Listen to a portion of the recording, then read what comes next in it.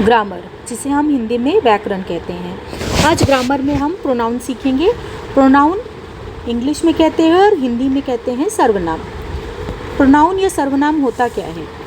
जो भी एक वाक्य, कोई भी वाक्य होता है, उसमें नाम की जगह पर, संज्ञा की जगह पर आता है, उसे हिंदी में हम सर्वनाम और इंग्लिश में प्रोनाउन कहते हैं। तो वाक्य में जो संज्ञा मतलब नाम की जगह पर आता है, उसे सर्वनाम कहते हैं। A word that can replace a noun को जो रिप्लेस करता है, उसके बदले में जो लिखा जाता है in a sentence is called pronoun. यहाँ पर देखो, हमने हिंदी में भी एग्जाम्पल लिया है। हमने रीता को उसके घर पर खोजा, लेकिन वह, रीता की जगह पर हमने किसका यूज़ किया है? यहाँ पर प्रोनाउन का, सर्वनाम का इस्तेमाल किया है। रीता की जगह पर हमने वह का यूज़ किया हुआ है। वह वहाँ नहीं थी। हम ऐसा कहते अगर कि हमने रीता को उसके घर पर खोजा, लेकिन रीता वहाँ नहीं थी, तो इसकी बजाय हमने क्या किया? हमने क्या लिखा यहाँ पर? हमने रीता को उसके घर पर खोजा, लेकिन रीता की जगह पर हमने यहाँ पर क्या किया? सर्वनाम का यूज़ किया। रीता की जगह हमने वह लिखा, वह वहाँ नहीं थी। इसका एग्जाम्पल हम इंग्लिश में भी देख लेते हैं। आपको मेरे वीडियो में हिंदी और इंग्लिश दोनों ग्रामर एक साथ सीखने को मिल जाएगा, तो इसलिए आप बहुत अच्छे से ग्रामर हिंदी और अंग्रेजी दोनों में सीख सकते हो। We looked for Rita at her house but she wasn't there. Rita की जगह हमने क्या किया यहाँ पे? प्रोनाउन शी का यूज़ किया है यहाँ पर, कि हमने रीता को उसके घर में खोजा, लेकिन वह वहाँ नहीं थी। तो रीता की जगह प्रोनाउन क्या है? यहाँ पर शी का इस्तेमाल किया हमने। सर्वनाम के 6 भेद हैं। There are 6 types of pronouns. पहला है पुरुषवाचक सर्वनाम, जिसे हम इंग्लिश में कहते हैं पर्सनल प्रोनाउन। निजवाचक सर्वनाम, जिसे इंग्लिश में कहते हैं रिफ्लेक्सिव प्रोनाउन। निश्चयवाचक सर्वनाम, जिसे कहते हैं हम डेफिनाइट प्रोनाउन।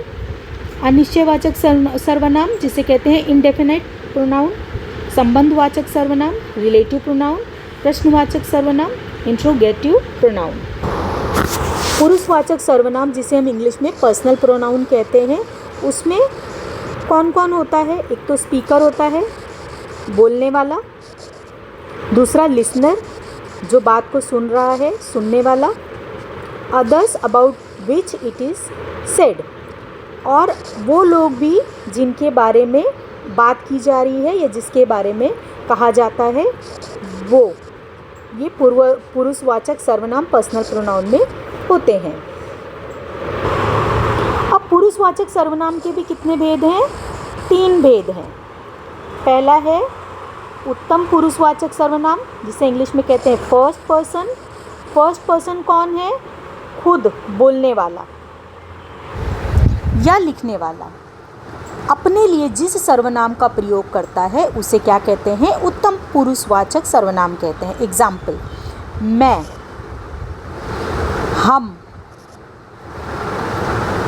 हम सब, हम लोग।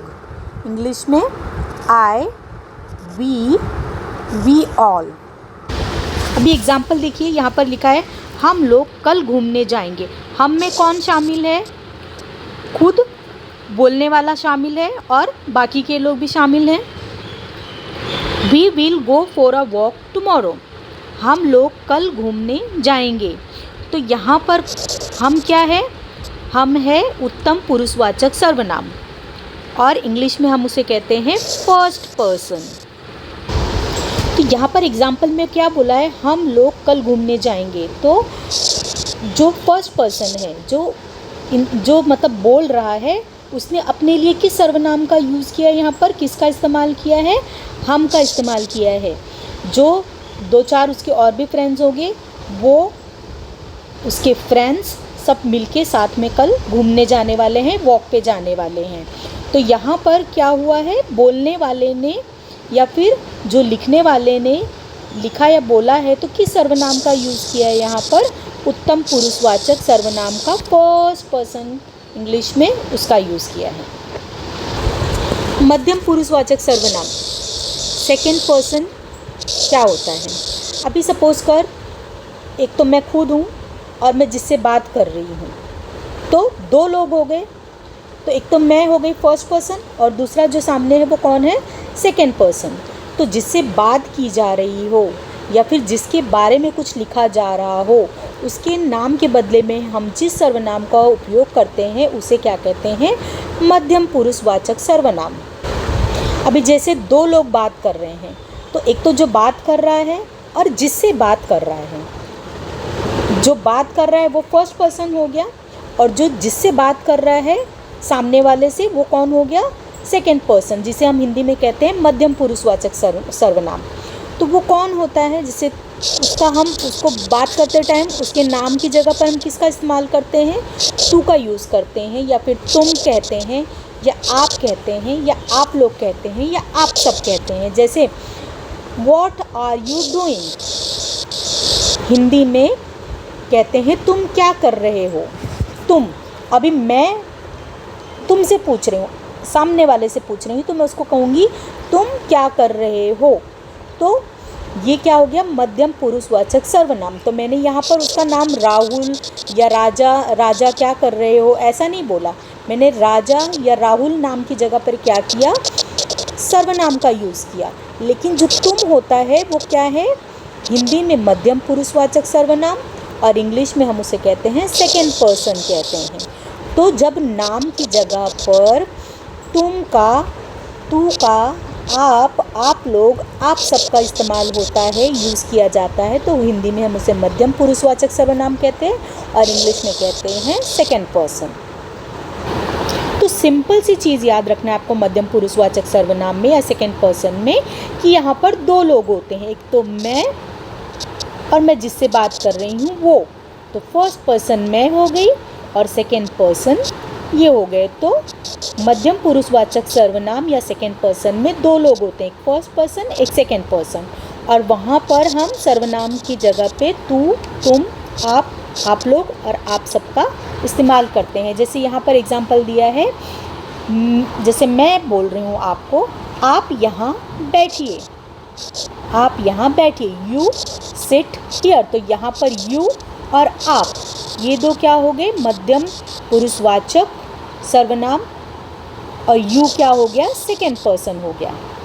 तो इस तरह से जब आपको कभी अंडरलाइन करने के लिए कहा जाएगा तो आप क्या करोगे, सेकेंड पर्सन यू यहाँ पर है इंग्लिश में, तो यू को आप अंडरलाइन करोगे, और हिंदी में आप यहाँ बैठिए तो आपको अंडरलाइन करोगे।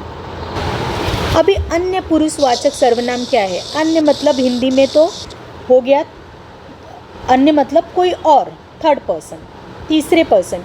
यहाँ पर एक है, दो लोग बात कर रहे हैं, किसके बारे में बात कर रहे हैं, तीसरे के बारे में बात कर रहे हैं।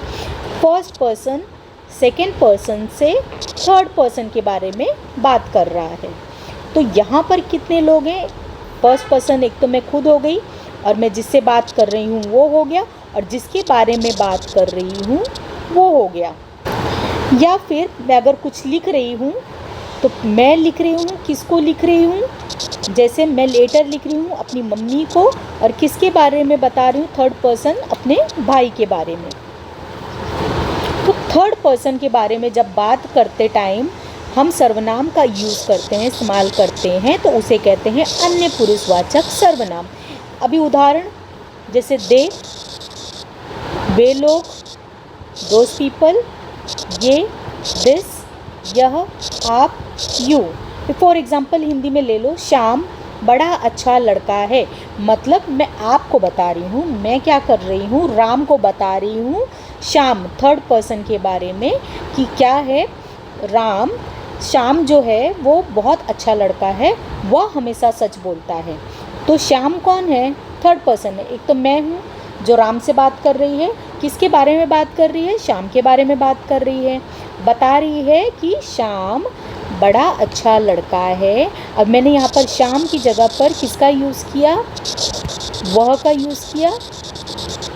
वो सर्वनाम है जिसे हिंदी में हम क्या कहते हैं, प्रोनाउन कहते हैं।